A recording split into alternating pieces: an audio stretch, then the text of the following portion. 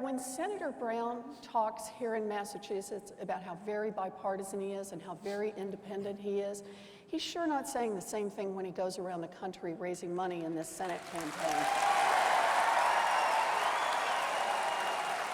He goes around this country, and what he says to people around this country is that they should contribute to his campaign, because if he's reelected, that increases the odds that the Republicans will control the Senate and that he can block President Obama's agenda. So let's just be honest about what's going on here. Ms. Warren, given his votes, do you believe that his goal is to block and obstruct President Obama's agenda? On economic issues, I absolutely do. In fact, I can do the examples. Okay. Let's start with, we had 250,000 people unemployed here in the Commonwealth of Massachusetts last fall, and President Obama put forward a jobs bill. The first jobs bill would have supported 22,000 jobs here in the Commonwealth. Senator Brown voted in lockstep with every other Republican, no, and we didn't get the jobs bill. A few weeks later, there was a jobs bill to prevent the layoffs of teachers, of firefighters, of police officers all across this Commonwealth and across this country. Senator Brown voted in lockstep with the Republicans, voted no, and we didn't get that bill through.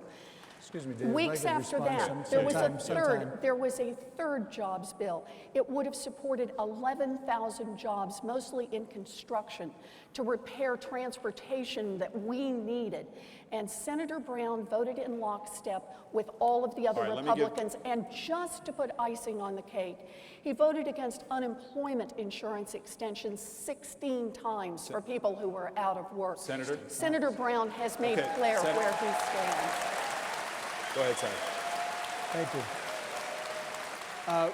First of all, she's obviously misstating the facts. These were rejection by both Democrats and Republicans, Professor. It wasn't a... if you're going to comment on my record, I would at least have you refer to it. Excuse me. Excuse me. We're not interrupted. Go ahead. Excuse me. I'm not a student in your classroom. Please let me respond, okay? Thank you.